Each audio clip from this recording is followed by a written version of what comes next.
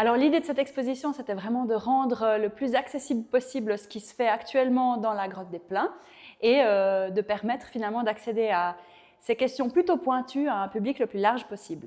Alors j'ai adoré monter cette exposition parce que tout d'abord, j'y connaissais absolument rien.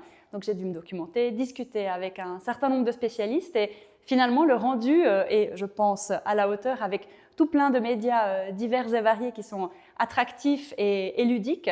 Et c'est quelque chose que j'ai énormément aimé faire. Et j'espère que ça sera aussi apprécié du public. Ouais. Donc, cette grotte des Plins qui est très difficile d'accès, on ne pourra jamais y amener des groupes de visiteurs. C'est trop difficile, c'est trop dangereux pour les visiteurs eux-mêmes.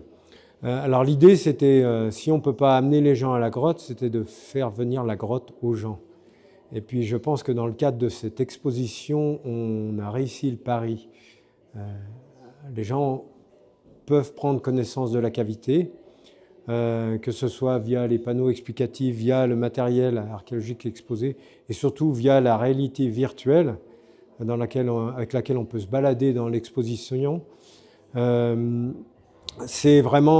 pense que c'est vraiment quelque chose de réussi, et on a vraiment réussi à amener la grotte aux gens.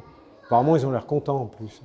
C'est plonger des milliers d'années en arrière ici dans la région, puis on n'a pas l'impression qu'en fait il y a eu toute cette histoire à Val de Travers. Du coup, c'est assez passionnant de voir ça, mais surtout le travail, la vulgarisation du travail des spécialistes qui ont travaillé sur cette grotte des Plins, parce que c'est une chance de pouvoir avoir accès à ces informations-là qui pour nous au final paraissent comme ça un peu relativement compliquées de passer à travers ces différents siècles et de revenir en arrière et de s'imaginer qu'ici il y avait des ours des cavernes, il y avait ces créatures. Donc c'est assez magique et je pense que notamment la partie immersive, je pense que c'est vraiment intéressant aussi pour les enfants de se représenter cette histoire de notre région.